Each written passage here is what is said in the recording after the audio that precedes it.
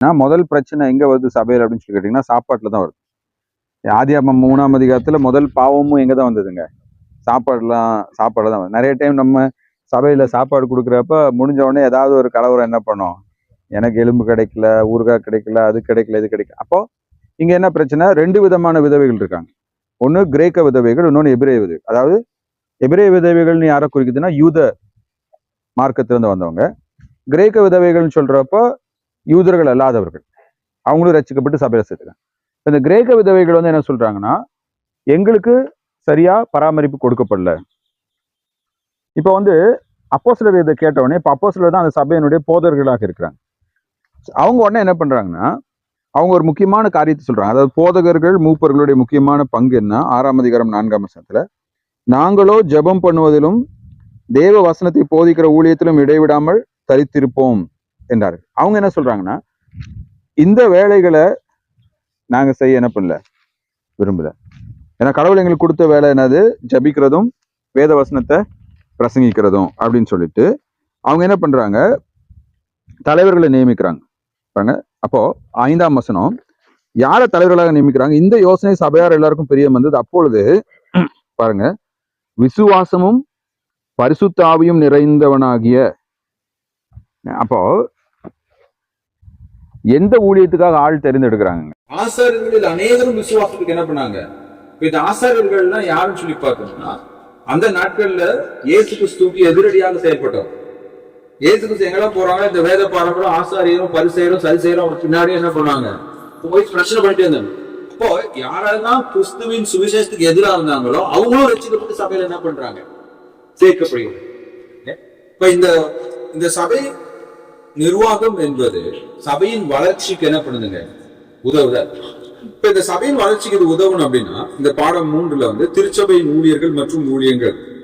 இந்த பாடம் 3 வந்து பாத்தீங்க அப்படின்னா, இது நம்முடைய ஆராதனை, அந்த நம்முடைய வழிகாட்டு நூல், திருச்சபை வழிகாட்டு நூல் இருக்கு இல்லைங்களா, அதுல இருக்கிறத நான் சுருக்கமா பண்ணிதான் எழுதும். இது என்னுடைய எழுத்துக்களை நம்முடைய சபைகளை ஸ்தாபித்த மிஷனரிமாக வேதத்துல சொல்றேன்.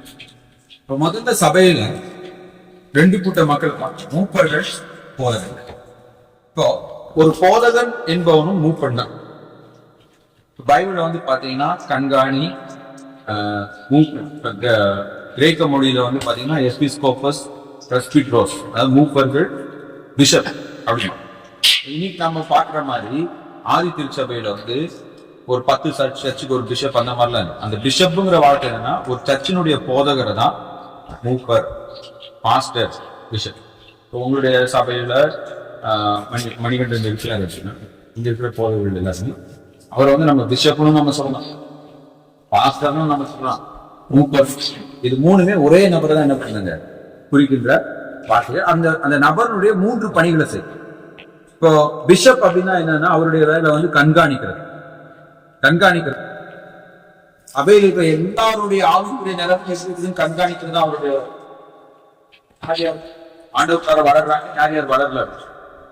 மூப்பன் என்று சொல்லும் போது இது வந்து பழைய ஏற்பாட்டு வந்து தொட்டு வர மூப்பனுடைய ஒரு பணி என்ன? சபையில வேத வசனத்தை போதிக்கிறது மட்டும் கொஞ்சம். சபையில வர பிரச்சனைகளுக்கு ஆவிக்குரிய தீர்வு கொடுக்கறது யாருடைய வேலை? மூப்பருடைய. இந்த போதகன் இந்த தமிழ்ல வந்து போதகன் அப்படின்னு சொல்லி மொழிபெயர்த்திருக்கிறாங்க. ஆனா கிரேக்க மொழியில மெய்ப்பன். அப்ப மெய்ப்பன்னா மந்தைக்கு என்ன பண்ணணுங்க, வழிகாட்டியாக. அப்ப அந்த நபருடைய 3 ஊழியர்களை பிரதிபலிக்கும் 3 வார்த்தைகள் தான். பிஷப்பா இருந்தாலும், பாஸ்டரா இருந்தாலும், எந்ததாலும். அப்போ இத வந்து இந்த மூப்பர்களுடைய வேலை என்னங்க, சபையில் மூப்பர்களாய் தெரிந்தெடுக்கப்படும் நபர்களின் தகுதி என்னவென்று நம்ம கடந்து பார்த்தோம். பாஸ்டர்னா, பிஷப்னா, எந்தனா என்ன தகுதி இருக்கும், தீமோத்தேயு. இந்த மூப்பர்கள் வந்து பாத்தீங்கன்னா நம்முடைய சபை வழிகாட்டி நீங்க பாத்தீங்க, ஒரு சபையை நம்ம ஸ்தாபிக்கும் போது ஒரு போதகர் அனுப்பப்பட்டு அந்த போதகர் வந்து சபை என்ன பண்றாங்க, ஒரு சபை வளர்ந்த பின்னர் அந்த போதகர் மட்டுமே எல்லா நிர்வாக பொறுப்புகளையும் தன்னுடைய கைக்குள்ள என்ன பண்ணிருக்காங்க, வைத்து. சில நேரங்கள்ல சபை விசுவாசிகள் யாருமே பொறுப்பெடுக்காத போது அந்த போதகர் தான் அதை என்ன பண்ண வேண்டியது, செய்ய வேண்டியது. ஆனா வைத்த போது ஒன்றுக்கும் மேற்பட்ட மூப்பர். இப்போ நம்ம அந்த கருத்து அந்த எண்ணிக்கை எப்படின்னா ஒற்றை படை குறைஞ்சது 3 பேராவது இருக்கு. ஏன்னா இப்ப 2 பேர் அப்படிங்கிறத விட 3 பேர் அப்படிங்கிறப்போ அந்த இடத்துல தவறுகள் நடக்கிறது என்னதுங்க குறைவான இருக்கு. அப்புறம் நம்ம வேதத்துல ஒரு பிரின்சிபல் பார்க்கிறோம், இந்த முப்பரி நூல்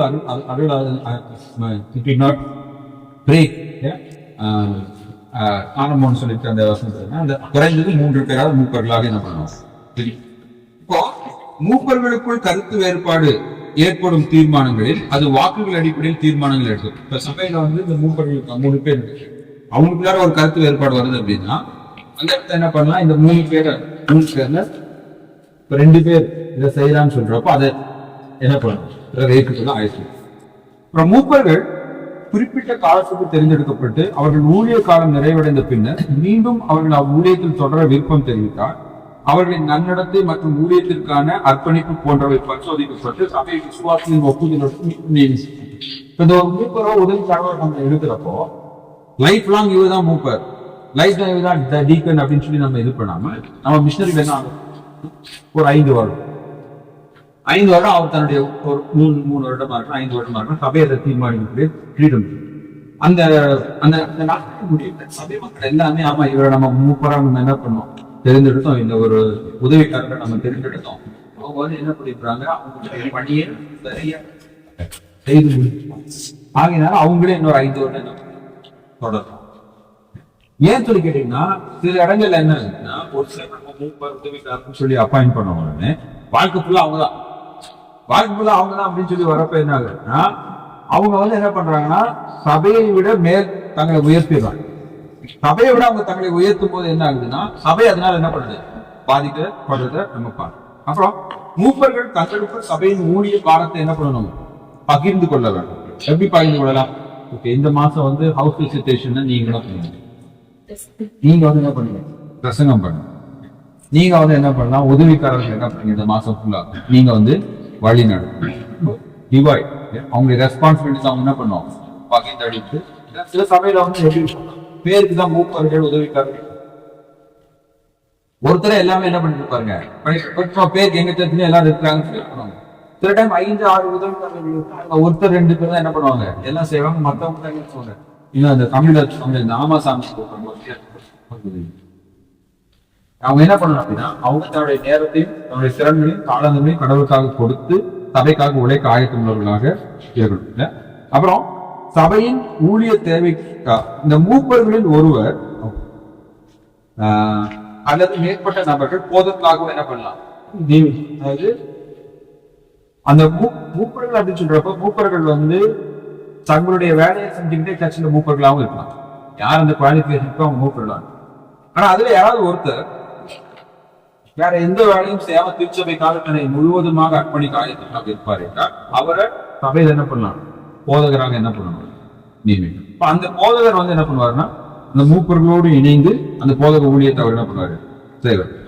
அப்புறம் சபையின் தேவைக்கு ஏற்ப மூப்பர்கள் தன்னார்வ தொண்டர்களையோ அல்லது பணியாளர்களோ என்ன பண்ணலாம் நியமிக்கிறார். இப்ப சபை வளரும் போது மூப்பர்கள் என்ன பண்றாங்க உதவிக்காரர்களை பண்ணலாம். இப்போ சபையை சுத்தம் பண்றதுக்கு ஒரு நபரை சம்பளத்துக்காக நியமிக்க முடியுமா நியமிக்கலாம். இல்ல தன்னார்வமாக இப்ப எங்க சபையில என்ன பண்ணணும் ஒவ்வொரு கூட்டம் நடத்துறதுக்கு முன்னாடி ஒரு டீமா பிரிச்சிட்டோம். திங்கட்கிழமை புதன்கிழமை இந்த டீம் என்ன பண்ணுவாங்க கிளீன் பண்ணுவாங்க, ஞாயிற்றுக்கிழமை முதல் வாரம் கிளீன் பண்ணுவாங்க, 2வது வாரம். இப்போ எங்க சபையில சர்ச் முடிஞ்ச உடனே டீ கொடுக்கும். ஏன் நாங்க டீ கொடுப்போம் அப்படின்னா நிறைய பேர் என்ன பண்ணுவாங்க அப்படின்னா சர்ச் முடிஞ்ச உடனே ஓடிவாங்க. அப்ப இவங்களெல்லாம் என்ன பண்ணணும் ஒருத்தரோட ஒருத்தர் பேச வைக்கிறதுக்காக என்ன பண்ணோம் ஒரு டீ ஸ்நாக்ஸ் அப்படின்னு சொல்லி ஆகும். அப்ப அந்த சில்வர் டம்ளர்ல டீ கொடுக்குறப்ப காலையில வாலிபன் பசங்க என்ன பண்ணுவாங்க டீ போட்டுருவாங்க. அவங்கதான் டீ போட்டு அந்த அந்த சூடு போகாத கம் என்ன பண்ணுவாங்க. அப்புறம் சப்ளை பண்ணி முடிச்சதுக்கு அப்புறமே பெண்கள் என்ன பண்ணுவாங்கன்னா ஒவ்வொரு வாரம் அவங்கள்ட்ட அந்த அவங்களுடைய ஒரு சபையில பெரும்பாலும் தன்னார்வமாக நிறைய பேர் செய்யறவங்க இருந்தாங்கன்னா ரொம்ப ஆரோக்கியமா. ஏன்னா இப்ப என்ன ஆகும்னா ஒருத்தர் நம்ம வேலைக்கு போட்டோம்னா அவங்க செய்யிட்டு மற்றவங்க எல்லாம் ஒதுங்கிடுவோம். அப்படி இல்லாம சபையின் பொறுப்புகள் என்ன பண்ணலாம் மூப்பர்கள் அதை செய்யலாம். அப்புறம் சபை ஊழியத்தை குறித்தும் மற்றும் நிர்வாகத்தை குறித்தும் அங்கத்தினர்களுக்கு அறிக்கை சமம். இப்போ எங்க சர்ச்ல நாங்க ஒரு வழக்கமா எப்படி வச்சிருப்போம்னா ஒவ்வொரு மாதமும் முதல் ஞாயிற்றுக்கிழமை அந்த கம்யூனியன் சர்வீஸ் முடிஞ்சதுக்கு அப்புறம் கம்யூனியன் கொடுத்து முடிச்சதுக்கு அப்புறம் இந்த வாரம் இந்த மாசம் ஃபுல்லா நம்ம சர்ச்சில் என்னென்ன ஊழியம் செஞ்சோம், அடுத்த மாசம் நம்ம என்ன ஊழியம் செய்ய போறோம் அப்படின்னு சொல்லி என்ன பண்ணோம். நாங்க வந்து சபை நான் வந்து அறிவிப்போம், நாங்க மூப்பர்கள் உதவிக்காரர்கள் உட்காந்து பேசி அதை. அப்புறம் போன வருஷம் டிசம்பர் நாங்க என்ன பண்ணோம்னா ஒரு நீங்க இந்த பிரைவேட் கம்பெனிலாம் வச்சிருந்தீங்கன்னா உங்களுக்கு தெரியும், இந்த ஸ்வாட் அனாலிசிஸ். அதாவது என்னன்னா இப்போ ஒரு கம்பெனியினுடைய பலம் என்ன, பலகீனம் என்ன, அப்புறம் அவங்களுக்கு இருக்கிற சவால்கள் என்ன, அப்புறம் அவங்களுக்கு இருக்கிற வாய்ப்புகள் என்ன. ஆங்கிலத்தில் என்ன சொல்லுவோம்னா strength, weakness, opportunities and trials or challenges. அப்போ நாங்கள் என்ன பண்ணுவோம், சபையா நம்ம எதுல பலமா இருக்கோம். அப்போ ஆண்கள் தனியா, பெண்கள் தனியா, வாலிபர்கள் தனியா, சிறுவர்கள் தனியா என்ன பண்ணாங்கன்னா நம்ம சபையில எது நல்லா செய்யறோம், எது நல்லா செய்யல, நமக்கு என்னென்ன வாய்ப்புகள் இருக்கு இந்த சமுதாயத்தில், என்னென்ன ஊழியம் நம்ம செய்யலாம், நமக்கு இருக்கிற சேலஞ்சஸ் அப்படி நாங்க என்ன பண்ணோம். போன வருஷம் ஒரு ஸ்வாட் அனாலிசிஸ் மாதிரி பண்ணி அதை இந்த வருஷம் ஃபுல்லா என்ன பண்ணோம் இம்ப்ளிமெண்ட். இப்போ இந்த வருஷம் டிசம்பர் மாசம் வந்து ஏற்கனவே நாங்க அனௌன்ஸ் பண்ணிட்டோம். டிசம்பர் 15ஆம் தேதிக்கு முன்னாடி நம்ம சபையில என்னெல்லாம் நல்லா நடக்குது, என்னெல்லாம் சரியா நடக்குது, இதெல்லாம் சபை மக்கள் வந்து என்ன பண்ணுவாங்க, உதவிக்காரர்கிட்ட தெரியப்படுத்தலாம், இல்ல ஒரு கடிதம் எழுதி என்ன பண்ணலாம், ஒரு பாக்ஸ் வச்சிருக்கோம், அந்த பாக்ஸ்ல போட்டுடலாம். அப்போ நாங்க என்ன பண்ணுவோம்னா டிசம்பர் 3வது வாரமும் 4வது வாரமும் சபை தலைவர்கள்லாம் ஒன்னா உட்காந்து மக்கள் என்ன சொல்லியிருக்காங்கன்னு சொல்லி நாங்க என்ன பண்ணுவோம், அதை யோசிச்சு நம்ம எப்படி செயல்படுத்தோம். உதாரணமா போன வருஷம் நாங்க ஒரு வீக்னஸ், எங்களுடைய சர்ச்சோடைய ஒரு வீக்னஸ் என்ன நாங்க பார்த்தோம் அப்படின்னா, இப்ப சபையில வந்து எப்பொழுதுமே என்ன பண்ணுவோம், கடவுளை தூக்கி கடவுளுக்கு நன்றி சொல்லுங்க அப்படின்னு சொல்லிப்போம். ஒரு குறிப்பிட்ட சிலர் மட்டும் தான் எப்போதுமே ஜெபம் பண்ணிட்டே இருப்போம், மற்ற யாருமே என்ன பண்ணல ஜெபம் பண்ணல. அப்போ உடனே என்ன பண்ணோம், நான் கேட்டேன் ஏன் நீங்க ஜெபம் பண்ணல அப்படின்ன உடனே நிறைய பேர் என்ன சொன்னோன்னா, சர்ச்ல எங்களுக்கு ஜெபம் பண்ண பயமா இருக்கு, இன்னொன்னு நாங்க ஜெபம் பண்ணணும்னு சொல்லி நாங்க விரும்புறோம், ஆனா எங்களுக்கு முன்னாடி யாராச்சும் என்ன பண்ணிடுறாங்க ஜெபம் பண்றாங்க. ஒரு சிலர் சொன்னாங்க எங்களுக்கு எப்படி ஜெபம் பண்றதுன்னு தெரியல, சர்ச்ல தனிப்பட்ட முறையில் எங்களுக்கு ஜெபம் பண்ண தெரியும், சபையில போதும். அப்ப நாங்க என்ன பண்ணோம்னா ஜனவரி மாசம் 4 வாரம் நான் என்ன பண்ணேன்னா ஜெபம் எப்படி சபையில ஜெபிப்பது, ஜெபம் என்றால் என்ன 4 வாரம் சபையில போதிச்சுட்டு எங்க சர்ச்சை வந்து வரவேற்பாளர்கள் ஒவ்வொரு வாரமும் ஒரு குடும்பம் என்ன பண்ணோம். அப்ப அவங்க வந்து 8 மணிக்கு சர்வீஸ் அப்படின்னா 8:15 அவங்க வந்துருவாங்க. வந்து வரவங்க எல்லாம் என்ன பண்ணுவாங்க, அவங்க வரவேற்பாங்க. அப்புறம் கொஞ்ச நேரம் ஆச்சுன்னா யாராச்சும் சீட் இல்லாம தடுமாறினாங்கன்னா அவங்களை கொண்டு போய் இங்க காலிச்சார் இருக்கு, அங்க காலிச்சார் இருக்குன்னு சொல்லி உட்கார வைக்கிறது அவங்களுடைய. அப்ப அந்த வரவேற்பாளர்களை நாங்க என்ன பண்ணோம்னா ஒவ்வொரு வாரமும் எந்த குடும்பம் வரவேற்பாளர்களாக இருக்கிறாங்களோ அந்த குடும்பத்தினர் ஆணும் பெண்ணும் அன்னைக்கு கடவுளை துதித்து என்ன பண்ணணும். அப்ப என்ன ஆகுது, ஒரு வருஷத்துல 50 குடும்பம் ஜெயிக்கிறதுக்கு அவங்க என்ன இருக்குங்க வாய்ப்பு. அப்போ எது நம்முடைய பலவீனம் அதை நம்ம தெரிந்து கொள்ளும், அதை நம்மளால என்ன பண்ண முடியும், மாற்ற முடியும். அப்போ மூப்பர்களுடைய வேலை என்னன்னா they should be willing. இன்னைக்கு என்ன பிரச்சனைன்னு சொல்லி கேட்டீங்கன்னா, உலகத்திலையும் சரி சபையிலையும் சரி குறைகளை ஏற்றுக்கொள்வதற்கு தலைவர்களுக்கு என்ன கிடையாது, மனம். ஒரு பாஸ்டர்கிட்ட வந்து ஒரு விசுவாசி வந்து சபையில ஒரு பிரச்சனைனா கூட அதை சொல்றதுக்கு பயப்படுறாங்க, தயங்குறாங்க. ஏன் சொல்றதுக்கு பயப்படுறாங்க தயங்குறாங்கன்னா அதை வந்து பாஸ்டர் வந்து என்ன பண்ணிருக்காரு, வரவேற்று ஏற்றுக்கொண்டு அந்த மாற்றத்தை அவங்க என்ன பண்ணுறாரு செய்யுது. அப்போ மூப்பர்கள் குழுவாக சேர்ந்து தசை. இப்ப இந்த போதகர்னு சொல்றப்போ போதகர் என்பவர் மூப்பர்கள் இருந்து தெரிந்தெடுப்பு. அப்போ போதகருக்கும் அந்த மூப்பருடைய எல்லா குவாலிபிகேஷன் என்ன பண்ணணும் இருக்கணும். போதகர் பிற மூப்பர்கள் மற்றும் அங்கத்தினர்களை ஆவிக்குரிய பணியில் கட்டி எழுப்ப வேண்டும். இப்போ போதகருடைய முக்கியமான வேலை என்னதுங்க, the spiritual ministry of the church. சபையினுடைய ஆவிக்குரிய ஊழியத்தை அவர் என்ன பண்ணணுங்க செய்யணும். உண்மையாலுமே ஒரு பிரசங்கம் பண்றதுங்கிறது வந்து சாதாரண ஒரு காரியம். ஒரு பாஸ்டர் வந்து ஒரு ஞாயிற்றுக்கிழமை நல்ல பிரசங்கம் பண்ணணும்னா 15 to 20 மணி நேரம் படிக்கணும். படிச்சு செய்தி என்ன பண்ணணும், ஆயத்தம் பண்ணணும். அப்போ ஒரு வாரத்துல 2 நாள் இல்லைன்னா 3 நாள் அவர் உட்கார்ந்து அந்த பிரசங்கத்தை ஆயத்தம் பண்ணாதான் அந்த சபை மக்களுக்கு அந்த எஃபெக்ட் என்ன பண்ணுவாங்க, சபையை வளர்ச்சிக்குள்ளார நடத்த முடியும். இப்ப பாஸ்டர் வந்து கரண்ட் பில் கட்டணும், சர்ச்சு கட்டிட வேலை என்ன பண்ணணும் அவர்தான் பார்க்கணும், சர்ச்சுக்கு ஃபண்டு அவர்தான் என்ன பண்ணணும் ரைஸ் பண்ணணும், ஏன் அப்புறம் கிராம ஊழியமா அவர்தான் என்ன பண்ணணும், ஹவுஸ் விசிட்டேஷன் அவர்தான் பண்ணணும், யாருக்காச்சும் உடம்பு சரியில்லைன்னா அவர்தான் என்ன பண்ணணும் போய் பார்க்கணும். இப்படி பாஸ்டர் இதெல்லாம் பண்ணிட்டு இருந்தாருன்னா அவருக்கு எப்போ பிரசங்கம் பண்றதுக்கு ஆயத்தம் பண்றதுக்கு நேரம். அப்ப போதகருடைய பணி என்னவா இருக்கணும், இந்த போதக பணியை செய்வதற்காக மூப்பர்களும் உதவிக்காரர்களும் அவருக்கு என்ன பண்றாங்க, உதவி செய்யறாங்க. சபையின் அனைத்து நிர்வாக கூட்டங்களிலும் தலைமை பொறுப்பேற்று என்ன பண்றது, போதகர் என்ன பண்ணணும், நடத்தணும். அடுத்து சபை ஊழியங்கள் மற்றும் ஊழியர்களை நிர்வாகிக்கும். அகைன் இப்ப நம்ம நிர்வாகித்தன்னு சொல்றப்போ அந்த இடத்துல நம்ம என்ன பண்ணணும், வழி நடக்கும். அது ஆங்கிலத்தில் 2 வார்த்தை, ரூல் லெட். ரூல் அப்படின்னா என்ன சொல்றது, அவங்கள ஆளுகை செலுத்து, அதிகாரம் செலுத்து. அதிகாரம் செலுத்துறதுக்காக வந்து மூப்பர்களோ போதகர்களோ உதவிக்காரர்களோ வழி நடத்துறது தான் அவங்களுடைய பணியாகும். அப்புறம் போதகர் மற்றும் மூப்பர்கள் அங்கத்தினர்களுக்கு என்ன பண்ணுவாங்க, அவங்க வந்து கணக்கு. உதவிக்காரர்கள் வந்து மூப்பர்களால தெரிந்தெடுக்கப்பட்டவங்களா இருக்கும். மறுபடியும் உதவிக்காரர்கள் சொல்றப்போ உதவிக்காரருடைய தகுதி ஜஸ்ட் வாசிக்கலாம். 2வது பக்கம் பாருங்க, உதவிக்காரர்களின் தகுதி. உதவிக்காரர் மூப்பர் பொதுவானவை, உதவிக்காரர்கள் குறிப்பாடு. ஒரு மனைவியினுடைய புருஷன், அப்ப ஒரு மனைவியுடைய புருஷன் நம்ம சொல்றப்போ அவர் ஒரு பெண்மணிக்கு கணவனா இருக்கணும். அந்த பெண்மணிக்கு உண்மை உள்ளவரா இருக்கும். அவருக்கு வந்து என்ன சொல்லக்கூடாதுங்க, எக்ஸ்ட்ரா மேரிட்டல் ரிலேஷன்ஷிப், தன்னுடைய மனைவியை தவிர வேற எந்த நபரோடையும் தொடர்பு என்ன பண்ணக்கூடாதுங்க, இருக்க கூடாது. சின்ன வீடு, ஸ்டெப்னி இப்பெல்லாம் சொல்லுவாங்க, அந்த மாதிரி என்ன பண்ணக்கூடாது, இருக்கவே கூடாது. இன்னைக்கு வந்து எகெயின் பல சபைகளில் வந்து சபை சீரழிவதற்கு முக்கியமான ஒரு காரணம் வந்து மாஸ்டர்ஸ் வந்து என்ன பண்றாங்கன்னா எக்ஸ்ட்ரா மேரிட்டல் அஃபேர்ஸ், தன்னுடைய மனைவி இல்லாமல் வேற ஒரு நபரோட தொடர்பு. இங்க இருக்கிற ஆண்கள் திருமணமானவங்க எல்லாத்துக்குமே நான் ஒன்று சொல்றேன், என்ன அப்படின்னா நம்ம பண்ற தப்பு எல்லாமே நம்ம பிள்ளைகளுக்கு தெரியும். அவங்க வெளியில நம்மகிட்ட சொல்லி காமிச்சிடுவோம். நம்ம நினைக்கலாம் இது ரகசியமானது என் பிள்ளைங்களுக்கு தெரியாது அப்படின்னு, ஆனா அவங்களுக்கு தெரியும். அவங்களுக்கு தெரியும், அவங்க வெளியில சொல்ல மாட்டாங்க, ஆனா பின்னாட்டில் அவங்களுடைய வாழ்க்கை அது தெரியாது. அதே மாதிரிதான் ஒரு பாஸ்டராவோ டீக்கனாவோ மூப்பனாவோ நம்ம சபையில இருக்கும்போது நம்ம நினைக்கலாம் இது யாருக்குமே தெரியாது, எல்லாத்தையும் நான் என்ன பண்றேன் ரொம்ப ஸ்மார்ட் பண்ண. ஆனா சபை மக்களுக்கு நம்ம மேல இருக்கிற மரியாதை நிமித்தமா அவங்க அதை குறித்து என்ன பண்ணலாம், பேசாம இருக்கலாம். அது தெரியும். அவங்களுக்கு தெரிய வரும்போது அவங்களுக்கு முன்னாடி நம்ம மாய்மாடம் பண்ணுகிறவர்களாக இருப்போமே என்றால் அது சபையை என்ன பண்ணும், சீரழி. அதனாலதான் ஆரம்பமே ஒரு மனிதன் குடும்பத்தை நன்றாக நடத்துவோம். இப்ப எனக்கும் என் மனைவிக்கும் அன்பு இல்லை, நாங்க 2 பேரும் சபைக்கு முன்னாடி ஒற்றுமையா குடும்பத்தை நடத்தல அப்படின்னு உண்மையாகவே ஒருவேளை என்னுடைய போக்கியில் ஒரு சில காரியங்களை என்னுடைய சபையை ஏற்றுக்கொண்டாலும் எனக்கு கொடுக்க வேண்டிய மரியாதையும் கணக்கில் சபை மக்கள் என்ன கொடுக்கணும், தன் பிள்ளைகளை ஒழுங்காக விடாது. இதெல்லாம் நம்ம பார்க்கிறோம். இப்போ மதுபான பிரியன் அந்த இதெல்லாம் நம்ம பார்க்கிறோம்.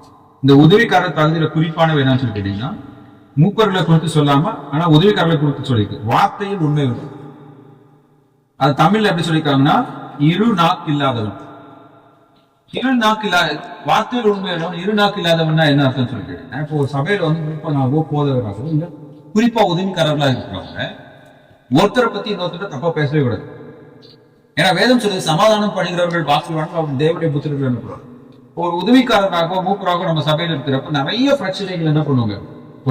இல்ல சில சமயம் நீங்க பாத்தீங்க அப்படின்னா 2 பிரதர்ஸ் வந்து ஒருத்தர் பத்தி என்கிட்ட சொல்லுவாங்க. ஆனா அவங்கள பத்தி இவங்க என்ன சொன்னாங்க நான் அவங்ககிட்ட என்ன பண்ணக்கூடாதுங்க, சொல்லக்கூடாது. இவங்கள பத்தி அவங்க என்ன சொன்னாங்க.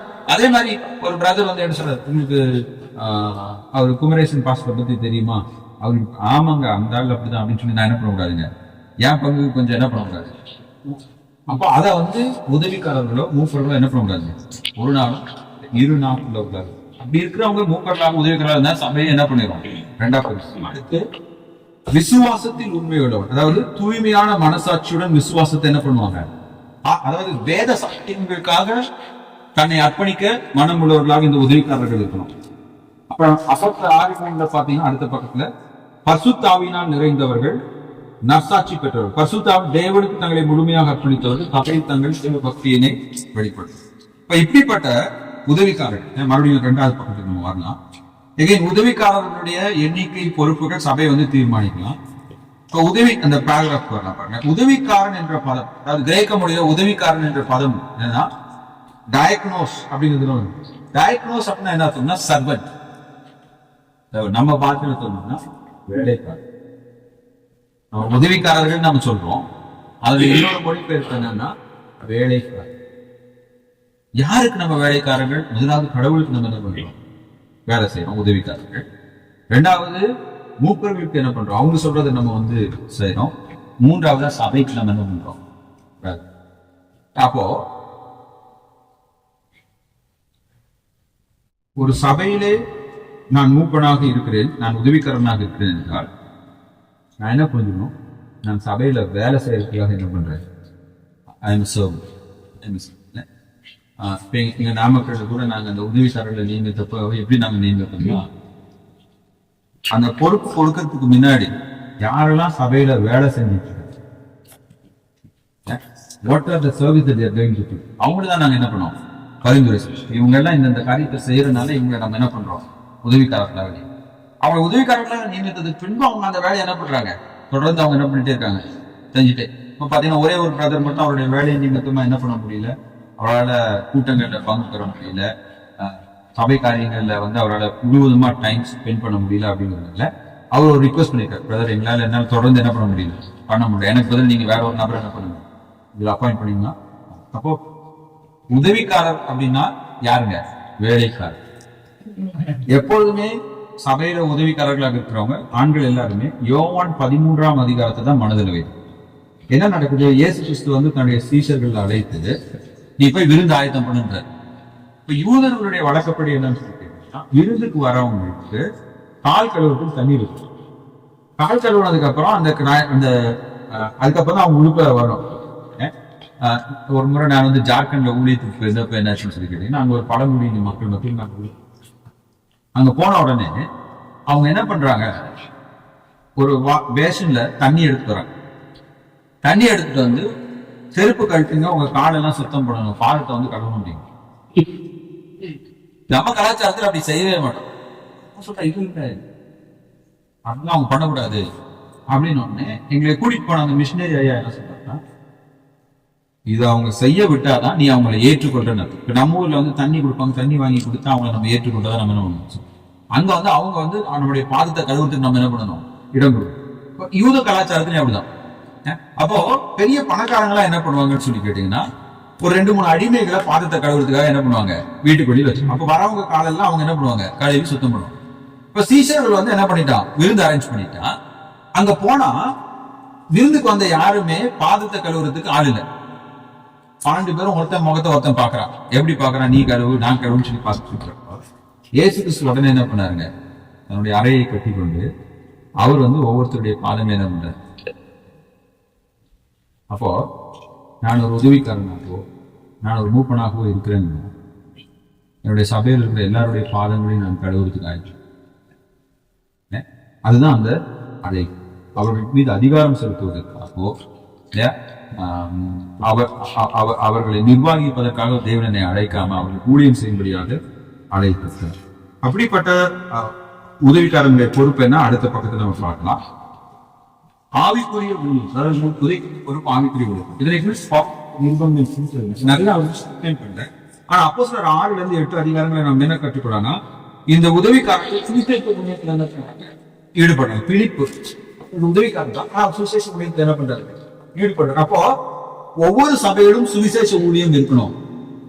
நீங்க தெரு பிரசங்கமா பண்ணுவீங்களோ, இல்ல டிராக்ஸ் கொடுப்பீங்களோ, இல்ல மருத்துவமனையில பேசுறீங்களோ, இந்த சுவிசேஷ ஊழியம் பண்ண விருப்பம் இல்லாதவங்க சபையில உதவிக்காரர்கள் என்ன பண்ணக்கூடாதுங்க, இருக்கக்கூடாது. எங்க சபையில நாங்க அது ஒரு கண்டிஷன் வச்சுக்கோங்க. என்ன கண்டிஷன்? உதவிக்காரர்களாக இருக்கணும் அப்படின்னா, புதன்கிழமை கூட்டமா இருந்தாலும் வெள்ளிக்கிழமை கூட்டமா இருந்தாலும் எல்லா சபை கூட்டங்கள்லயும் கூடுகையிலேயே அவங்க பங்கு பெறணும்.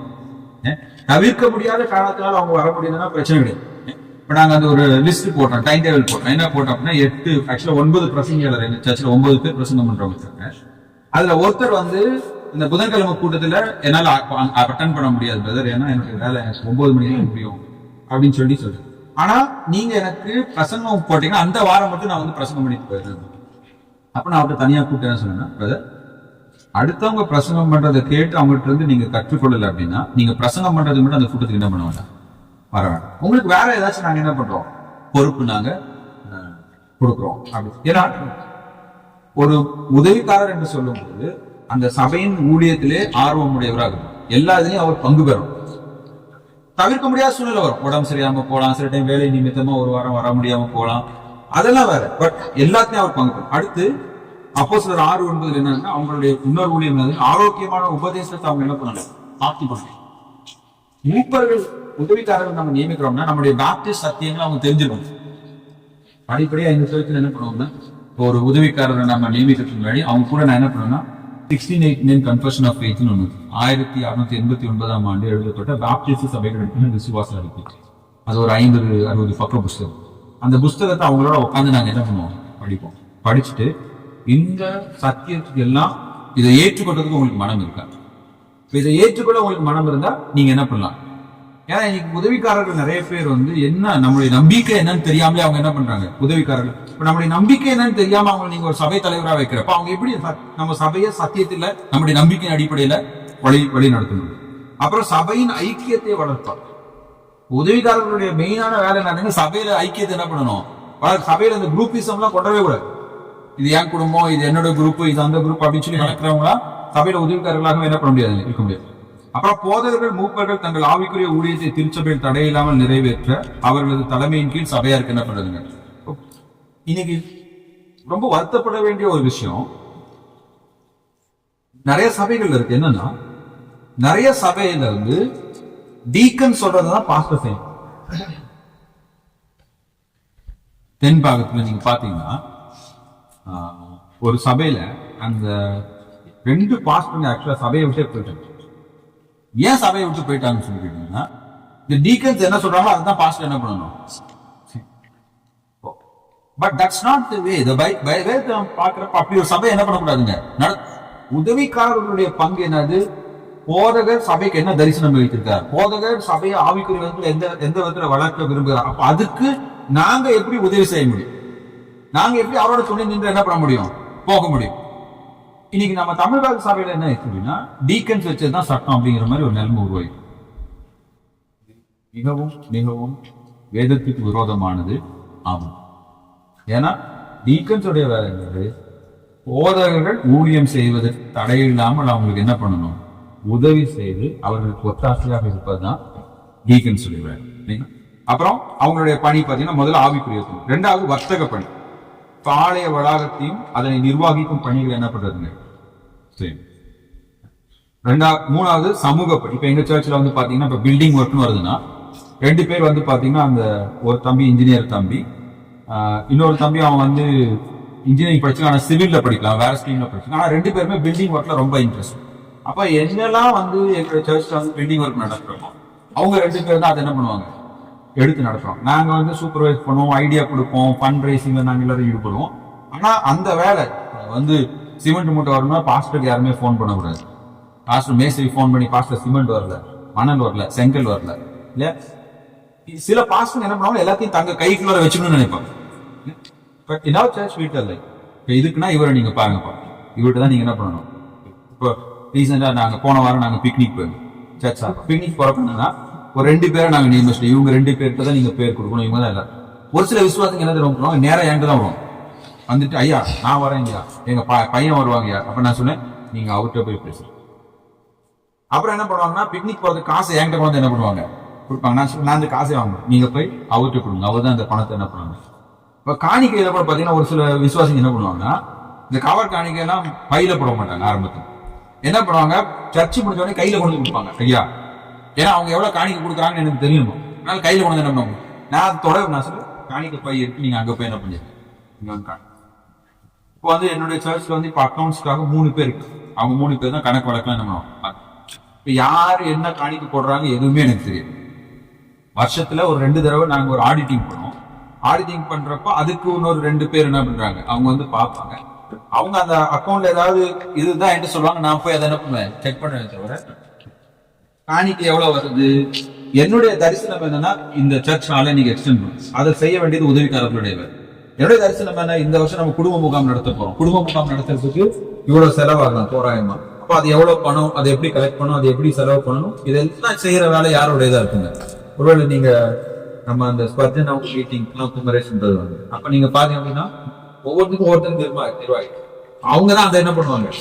எதுவுமே பாஸ்டர்ஸ் ஒரு வேலை என்னன்னா, அது அவங்க வேலையை பிறருக்கு அலோகேட் பண்ணி பகிர்ந்து கொடுத்துட்டு அந்த வேலையை அவங்க செய்ய என்ன பண்ணுவாங்க. அப்போ உதவிக்காரர்கள் என்ன பண்றாங்க, பாஸ்டர்ஸ் அதை செய்யறதுக்கு என்ன பண்றாங்க, உதவிகரமாக இருந்தால் மட்டும்தான் அதை செய்யணும். அண்ட் போதகர்களும் உதவிக்காரர்களும் ஒருத்தர் போட்டி போடக்கூடாது. தேவனுடைய சரீரத்துல நான் எப்பொழுதுமே எங்க சர்ச்சில் சொல்றேன், நான் வந்து மேடையில் நின்று பிரசங்கம் பண்றேன், இந்த சபைக்கு நான் எவ்வளவு முக்கியமானவனோ அதே மாதிரி எங்க சர்ச்சில் வந்து கூட்டுறதுக்கு ஒரு அக்கா இருக்காங்க, கூட்டி பெருக்கி அவங்களுக்கு ஹெல்ப் பண்றதுக்கு நிறைய பேர் வருவாங்க. ஆனா மெயினா அவங்க தான் அதை என்ன பண்ணணும் பாத்துக்கணும். அப்ப சொல்றேன், நான் இந்த சபைக்கு எவ்வளவு முக்கியமோ அதே அளவுதான் அந்த குளோரி அக்காவும் முக்கியம். என்னுடைய ஊழியம் சபையில எவ்வளவு முக்கியமோ அதே அளவுதான் அவங்களுடைய ஊழியம் என்னது முக்கியம். கடவுள் எனக்கு கொடுத்திருக்கிற பொறுப்பு வேதத்தை போதிக்கிறது, நான் முன்னாடி நின்று என்ன பண்றேன் பிரசங்கம் பண்றேன். கடவுள் அவருக்கு கொடுத்திருக்கிற பொறுப்பு ஆலயத்தை சுத்தமா என்ன பண்றது பராமரிக்கிறது.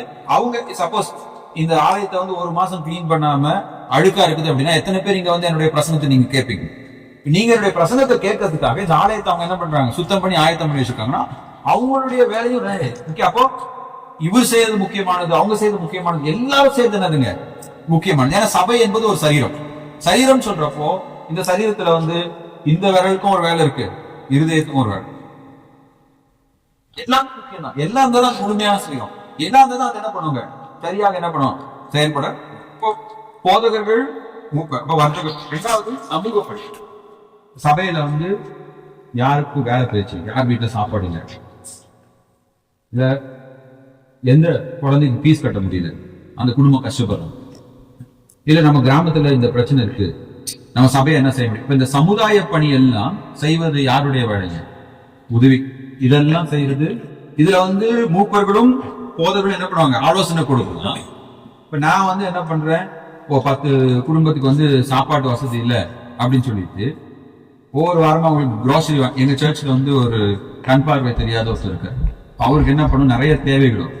அப்ப அவருக்கு நிறைய தேவைகள் வரப்போ ஃபர்ஸ்ட் அவர் என்ன பண்ணுவாருன்னா எல்லாத்தையும் என்கிட்ட என்ன பண்ணுவாருங்க போன் பண்ணி பேசுவார். ஆனா இப்போ அவர்கிட்ட சொல்றேன், பிரதர் உங்களுக்கு மருந்து வேணும்னா நீங்க இவர்கிட்ட என்ன பண்ணணும், நீங்க சர்ச்சுக்கு உங்களால வர முடியுதுன்னா நீங்க இவர்கிட்ட கேளுங்க, இவர் வந்து உங்களை என்ன பண்ணுவாரு பிக்கப் பண்ணி டிராப்.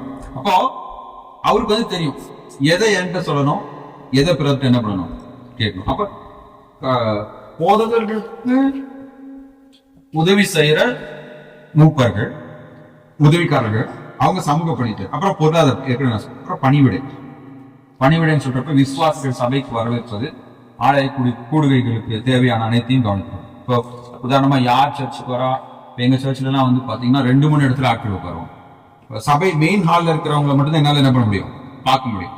அந்த இடது பக்கம் என்னதுன்னு ஒரு இடம் இருக்கு, அங்க கிட்டத்தட்ட ஒரு 30 பேர் என்ன பண்ணலாம் உட்காரு. அங்க யார் வரா போறான்னு சொல்லி எனக்கு என்ன பண்ணாதுங்க தெரியும். அதே மாதிரி சர்ச் சர்வீஸ் முடிஞ்ச உடனே அன்னைக்கு நிறைய பேர் என்ன பண்ணுவாங்க, ஒரு பிரச்சனைகளுக்காக ஜெபம் பண்றதுக்கு நீ அனுப்புறனால அவங்ககிட்ட நான் பேசிட்டு வரதுக்குள்ளார சிலவங்க என்ன பண்ணுவாங்க டீ குடிச்சிட்டு என்ன பண்ணுவாங்க போயிடுவாங்க. அப்போ நாங்க என்ன பண்ணோம்னா சர்ச் டிவைட் பண்றோம், இந்த சைடு யார் வரா போறான்னு பார்க்கணும். 10 ஞாயிற்றுக்கிழமை முடிஞ்சதுக்கு அப்புறம் யார் சபைக்கு வரல அப்படிங்கிறது தெரிஞ்சிடும். இப்ப யார் சபைக்கு வரலையோ அவங்களுக்கு போன் பண்ணி பேசணும், என்னாச்சு உங்களுக்கு ஏதாச்சும் பிரச்சனை அப்படின்னு சொல்லி அவங்க நம்ம. இது எல்லாமே சரியாக இயங்கணும் அப்படின்னா ஒரு பாஸ்டரே எல்லா பொறுப்பையும் தலைமையில என்ன பண்ணக்கூடாதுங்க வைக்கக்கூடாது. சர்ச்சும் ஒரு பாஸ்டருடைய தோல்ல எல்லாத்தையும் என்ன பண்ணக்கூடாதுங்க வைக்கக்கூடாது. எல்லாரும் என்ன பண்ணணும் பகிர்ந்துடணும். இது ஒரு போட்டி கிடையாது, நம்ம எல்லாருக்கும் கடவுள் தான் என்னதுங்க தலைவராக இருக்காரு. அடுத்து இன்னொன்று என்ன அப்படின்னா, ஒரு ஊழியத்தை நம்ம உண்மையா செய்யும் போது கடவுள் நிச்சயமா அந்த ஆசீர்வாதத்தை நம்ம கொடுப்பார். ஆண்டவர் வந்து ஒரு வசனத்துல சொல்றாரு, பரிசேயர்களை பார்த்து, பரிசேயர்களை குறித்து தன்னுடைய சீஷர்களை சொல்றப்போ, இந்த பூமியில அவருடைய ஊழியத்துக்கான பலனை ஒருவன் பெற்றுக்கொள்ள வேண்டும் என்று விரும்பினான்னா இந்த பூமியில அவனுக்கு அது கிடைச்சிடும். ஆனா அதனால பரலோகத்துல எந்த நன்மையும் இல்லை. எல்லாரும் பார்க்கணுங்கிறதுக்காக நம்ம ஒரு காரியத்தை செய்யணும். நீங்க பாத்தீங்கன்னா ஒரு முறை நான் என்னுடைய காலேஜ்ல சாப்ளினா இருந்ததுனால அங்க ஒரு 4 நாள் நாங்கள் ஒரு சிறப்பு கூட்டம் நடத்தோம். அந்த 4 நாள் நாங்கள் சிறப்பு கூட்டம் நடத்தின போது ஒரு ஸ்டூடெண்ட்டுடைய ஒய்ஃப் மட்டும் என்ன பண்ணுவாங்கன்னா டெய்லி காலையில வந்து அந்த டாய்லெட்டை கிளீன் பண்ணி வச்சு போயிடும். டெய்லி அந்த கூட்டம் முடிகிற வரைக்குமே டெய்லி காலையில ஈவினிங் அவங்க வந்து என்ன பண்ணுவாங்க அந்த டாய்லெட்டை கிளீன் பண்ணுவாங்க. ஆனா அவங்க செஞ்சதை யாருமே கவனிக்கல. அவங்க செஞ்சது யாருக்குமே என்ன பண்ணாருங்க சரி. நான் வந்து சாப்பிள் நடத்தினால அவங்க சீக்கிரம் போக வேண்டியதுனால நான் என்ன பண்ணுவேன் பார்ப்பேன். அப்ப அந்த கூட்டம் முடியறப்ப என்னாச்சுன்னு சொல்லி கேட்டீங்கன்னா, இந்த காலேஜ் நிர்வாகம் வந்து என்ன பண்ணுன்னா அந்த கூட்டத்துல பணியாற்றிய சிலருக்கு என்ன பண்ணாங்க, மேடையில கூப்பிட்டு என்ன பண்ணாங்க, கிஃப்ட் எல்லாம் கொடுத்தாங்க. அப்ப அந்த கிஃப்ட் கொடுக்க போறோம்னு அவங்க வந்து கலந்து ஆலோசிச்சிருந்தாங்கன்னா நான் இந்த சிஸ்டர் பேரையும் ஒரு ரெக்கமெண்ட் பண்ணிருக்கேன். எனக்கே தெரியாது, திடீர்னு கடைசி நாள் பிரசிடென்ட் என்ன பண்ணாரு, ஓகே உங்களுக்கு நான் இந்த கிஃப்ட் கொடுக்கணும். ஆனா அந்த சிஸ்டருக்கு என்ன பண்ணல, கிஃப்டே கொடுக்கு. பட் அவங்களுடைய கிஃப்ட் யாருக்கு வந்து கிடைக்கும், கடவுளுக்கு வந்து. இப்ப நான் போதகராகவோ மூப்பராகவோ உதவிக்காரராகவோ பணியாற்றும் போது என்னை நான் உண்மையா பணியாற்றுறேன், அருமையா என்னை கண்டுக்கணும், நான் பண்றதை குறித்து யாருமே பேசல, கவலைப்படாது. ஆனா சொல்கிறேன், நாமத்தினாலே ஒரு கலசம் தண்ணீர் கொடுத்தா கூட நான் உங்களுக்கு என்ன பண்ணுவேன், திரும்ப தருவேன். அவர் நாலு துணியாக திரும்ப தருவார். அந்த ஆசீர்வாதம் நமக்கும் நம்முடைய குடும்பத்துக்கும். அங்கீதக்காரன் தான் சொல்றான், சிங்கக்குட்டிகள் காட்சி அடைந்து பட்டினியாயிருக்கும், கத்திரை தேர்தல்களுக்கும் ஒரு நன்மை குறைவுபடாது. கடவுளுக்காக உண்மையாக ஊழியம் சொல்கிறேன், யாரையும் கடவுள் மறக்க மாட்டாரு, கைவிட மாட்டாரு, அவருடைய ஆசீர்வதிக்காம அவர் என்ன பண்ண மாட்டாரு, விட மாட்டாரு. அப்புறம் இது வந்து இப்ப நம்ம பார்த்தோம், மூப்பர்கள், போதகர்கள், உதவிக்காரர்கள் சொல்லி பார்த்தோம். பிற ஊழியர்கள் இதுவும் இல்லாம நீங்க பாத்தீங்கன்னா சபையில் இசை மற்றும் பாடல்களை வழிநடத்தும் ஊழியருக்கு தேவைப்பட்டால் ஒரு நபரை நியமிக்கும். சபையில் பாடப்படும் பாடல்கள் பிரசங்கத்தை மையமாக கொண்டு தெரிந்தெடுத்து விசுவாசத்தை ஊக்குவித்து. இப்ப இசை கருவிகளை வாசிக்கிறவங்க நம்ம சர்ச்ல என்னதுங்க, கீபோர்ட் பிளேயர் இருக்கலாம், மியூசிக் பிளேயர்ஸ் இருக்கலாம். அதே மாதிரி என்னன்னா நிறைய சர்ச்சுல பிரச்சனை என்னன்னா, இந்த இசை கருவிகளை வாசிக்கிறவங்க பிரசங்க நேரத்துல சர்ச்சில் உட்காந்து. எங்க சர்ச்சில் வந்து ஐயா வந்து கொஞ்ச நாளைக்கு முன்னாடி வந்துட்டு ஏற்கனவே ஒரு தம்பி தான் வந்து கீபோர்ட்லாம் வாசிப்பான். இவருக்கு இசை கருவி தெரியும், இவரும் வந்து என்ன பண்ணாரு, நானும் வாசிக்கிறேன் அப்படின்னு சொல்லிட்டு அவன் ஒரு பாட்டுக்கு வாசிப்பான், இவரு ஒரு பாட்டு வாசிப்பான். ஆனா நான் ஒவ்வொரு வாரமும் என்ன கவனிச்சேன்னா, பிரசங்க ஆரம்பிச்ச உடனே அவர் எந்திரிச்சு வெளியில ஒரு டீ கடை, அங்க போய் டீ குடிச்சிட்டு கிட்டத்தட்ட பிரசங்கம் முடிகிற நேரத்துல என்ன பண்ணுவாரு, திரும்ப வருவார். நான் ஒரு 2-3 வாரம் இதை பார்த்துட்டு ஒரு நாள் அவரை கூப்பிட்டுட்டு அவர் கிட்டத்தட்ட 90 வயசு. அவரை கூப்பிட்டு, ஐயா அடுத்த வாரத்துல இருந்து நீங்க கீபோர்டு வாசிக்க வேண்டாம். அவர் ஏன் தம்பி ஏன் அப்படி சொல்றீங்க, நான் சொன்னேன், நான் இதை கவனிச்சுட்டே இருக்கேன், ஒவ்வொரு வாரமும் நீங்க பிரசங்க நேரத்துல எந்திரிச்சு என்ன பண்றீங்க, வெளியில போறீங்க. அப்போ வேதத்தின் பிரசங்கத்தை கேட்க மனமில்லாத உங்களுக்கு சபையில நீங்க கீபோர்டு வாசிச்சீங்க அப்படின்னா இது மற்ற வாலிபர்களுக்கு ஒரு தவறான முன்னுதாரணமா மாறும். நீங்க முழு ஆராதனையிலும் பங்கெடுக்கிற மாதிரி இருந்தா, அப்போ அவர் சொன்னாரு, தம்பி இப்படி யாரும் என்கிட்ட சொன்னது அடுத்த வாரத்துல நான் சர்ச்சில் உட்காந்து. அப்போ எந்த ஒரு ஊழியமாக இருந்தாலும் வசனத்தை கேட்க விருப்பம் இல்லாதவர்களே அந்த ஊழியத்துல பயன்படும். சர்ச்சில் வாலிப தம்பிமார்கள் அப்படின்னா என்ன வேலை செய்ய சொன்னாலும் செய்வோம். தரையை துடைக்க சொல்லுங்க துடைப்போம், பாத்ரூம் கிளீன் பண்ண சொல்லுங்க பாத்ரூம் கிளீன். இவங்க எல்லாம் இன்ஜினியரிங் படிச்சிருப்பான், எம்எஸ்சி படிச்சிருப்பான், பிஏ படிச்சிருப்பான், எல்லா வேலையும் செய்வாங்க. ஆனா பிரசங்கத்தை கேட்க மாட்டோம். பிரசங்கத்துக்கு அவனால என்ன பண்ண முடியாது. அப்ப நான் சொல்றேன், ஆராதனையில் உட்கார்ந்து பிரசங்கத்தை கேட்காத எந்த வாலிபர்களும் சபையில எந்த ஒரு பணியும் என்ன பண்ணக்கூடாது. அது அப்போஸ்தலர் 6ஆம் அதிகாரத்துல உணவை பரிமாறுவதற்காக யாரை தெரிந்து கொண்டார்கள், விசுவாசத்தினாலும் பரிசுத்த ஆவியினாலும் நிரப்பப்பட்டார். எந்த ஊழியம், ஒண்ணு இசை ஊழியம், அடுத்து சபை பிரசங்க போதனைகளுக்கு ஒரு கால அட்டவணையை வடிவமைத்து கண்காணிக்க ஒரு போதகரை நியமித்தல், ஒரு மூப்பரை நியமித்தல். வந்து ஒரு சபையில வந்து ஜனவரி மாசத்துல இருந்து டிசம்பர் மாசம் வரைக்கும் என்ன பிரசங்கம் பண்ண போறோம்ன்ற திட்டம் இருக்கு. அதை வந்து முன்னாடியா என்ன பண்ணோம், அறிவிச்சிடணும். இப்ப போன கிட்டத்தட்ட 1.5 வருஷமா நாங்க லூக்கா எழுதின சுவிசேஷ நூல்ல வாசிக்கிறோம். அப்ப அதை ஒவ்வொரு மாசமும் எந்தெந்த அதிகாரத்தை படிக்கணும்னு விசுவாசிகளுக்கு ஏற்கனவே சொல்லி அவங்க அந்த அதிகாரங்களை படிச்சுட்டு வரப்ப அந்த அதிகாரங்கள்ல இருந்து அவங்களுக்கு என்ன பண்ணும், பிரசங்கங்கள் கேட்கும். இதை ஒருத்தர் பண்ணலாம். தென் அடுத்து எங்க சர்ச்ல என்ன பண்ணுவோம்னா அந்த வீட்டு கூட்டம் நடக்கும். அந்த வீட்டு கூட்டம் என்ன பண்ணுவோம்னா ஒரு வருஷத்துக்கு இப்ப டிசம்பர்ல நாங்க அடுத்த வருஷம் ஃபுல்லா எங்க வீட்டு கூட்டம் நடக்கும், அந்த கூட்டத்தை யார் தலைமையேற்று நடத்துவா, யார் பிரசங்கம் பண்ணுவா. அதே மாதிரி புதன்கிழமை கூட்டம் ஒவ்வொரு வாரமும் யார் தலைமையேற்று நடத்த போறது, யார் பிரசங்கம் பண்ண போறது, என்ன பிரசங்கம் பண்ண போறோம், இதெல்லாம் ஒரு வருஷத்துக்கு என்ன பண்ணுவோம், லிஸ்ட் ரெடி பண்ணி. அதே மாதிரி அடுத்த வருஷம் என்னென்ன சிறப்பு ப்ரோக்ராம், அதாவது குடும்ப முகாம் எப்ப நடக்கும், வாலிபர் முகாம் எப்ப நடக்கும், பெண்கள் கூட்டம் எப்ப நடக்கும், சபை சுற்றுலா எப்ப செல்ல போறோம், இதெல்லாம் முன்கூட்டி நாங்க என்ன பண்ணிருக்கோம், அறிவிச்சிடும். அப்ப மக்கள் என்ன பண்ணுவாங்க, ஆயத்தமா இருப்பாங்க, இந்த மாசம் இந்த ப்ரோக்ராம் வருது, ஆகையினால அதுக்கு என்னுடைய லீவை நான் என்ன பண்ணணும். ஸோ டோன்ட், அதாவது திடீர்னு இப்போ ஒரு கூட்டம் நடத்துவோம், அப்போ ஒரு கூட்டம் நடத்துவோம், நம்ம டைம் முடிஞ்சிச்சு. அப்படி இல்லாம இதெல்லாம் என்ன பண்ணணும் அப்படின்னா போதகர் உதவிக்காரர்கள் எல்லாம் உட்கார்ந்து என்ன பண்ணணும், செய்து செயல்படும். அப்புறம் சபையின் நிர்வாகத்தை கவனிக்க ஒரு மேலாளரை, அதாவது சபை வளரும் போது there can be a manager. Manager நம்ம சொன்னோம்னா இதுனா அட்மினிஸ்ட்ரேட்டர் நம்ம சொல்றோம். ஒருவேளை இப்ப நம்முடைய சபைகள் அந்த அளவுக்கு வளரல, ஆனா அது வளரும் போது அதுவும் என்னதுங்க அவசியம். அப்ப அனைத்து ஊழியங்களும் போதகர் மற்றும் மூப்பர்களுடைய கண்காணிப்புல தான் என்ன பண்ணணும் நடக்கும். இப்ப கடைசியா 7வது என்னன்னு பார்த்தோம்னா, நீங்க அது ஒவ்வொரு பாயிண்டா நீங்க படிக்கலாம். 7வதா சபை நிர்வாக குழுன்னு ஒண்ணு இருக்கு.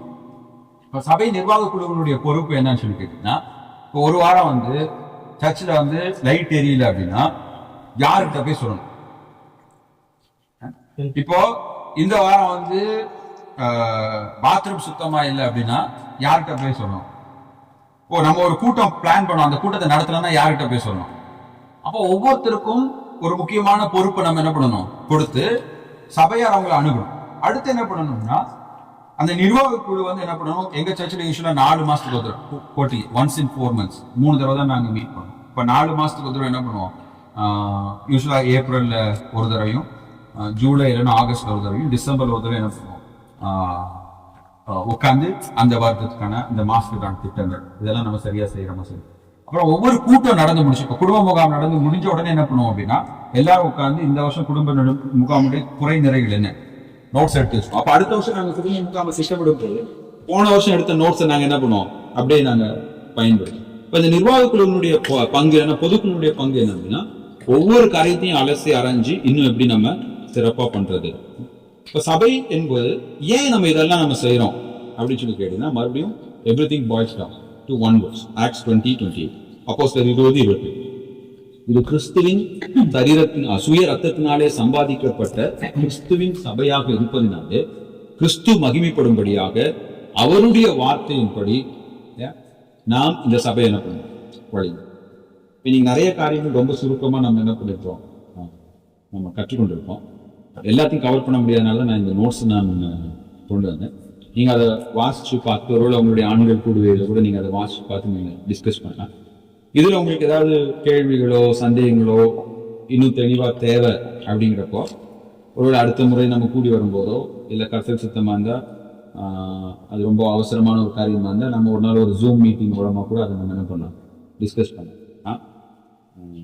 உங்க எல்லாருக்கும் முன்னாடி நான் வைக்கிற ஒரு விண்ணப்பம் என்னன்னு சொல்லி கேட்டீங்க அப்படின்னா, நம்முடைய சபைகள் வேதத்தின்படி வழிநடத்தப்படுறாங்க. சபையில தேவன் என்ன பண்ணணும், உயர்த்தப்படும். அந்த சபையில கடவுள் நம்மளை வைத்திருக்கிறாருன்னா அது நமக்கு கிடைத்த ஒரு பாக்கியம். ஒரு பாக்கியமாக அந்த பொறுப்பை நம்ம என்ன பண்ணணும் தருவோம். ஆண்கள் ஒவ்வொருவரும் சபையில் என்ன பண்ணணும் பங்களிப்பவர்களாக, ஏனோ தானே அவங்க பார்த்துப்பாங்க இவங்க பார்த்துப்பாங்க அப்படின்னு நம்ம என்ன பண்ணக்கூடாது, அசட்டுத்தனமா நம்ம மாறா நம்ம ஒவ்வொருத்தரும் சீரியஸா எடுத்துக்கணும். போதவர்கள், மூப்பர்கள், உதவிக்காரர்கள், விசுவாசிகள், ஒரு கையினுடைய விரல்கள் எப்படி ஒன்றா செயல்படுதோ இந்த மாதிரி ஒன்றா என்ன பண்ணணும். நம்ம எல்லாருமே பாவம் மனிதர்கள், நம்ம எல்லாருமே தவறு செய்தவங்க. சில காரியங்களும் நல்லா இருக்கும், சில காரியங்களும் நம்ம தவறு செய்வோம். இப்போ ஒருவருடைய தவறை ஒருவர் புரிந்து கொண்டு ஒருவரை ஒருவர் கிறிஸ்துக்குள்ளாக கட்டி எழுப்பி ஒருவரை ஒருவர் பக்தி விருத்திக்குள்ளாக நம்ம என்ன பண்ணணும் நடத்துகிறவர்களாக நம்ம தேவன் தாமே அந்த கிருபையை கொடுப்பார்.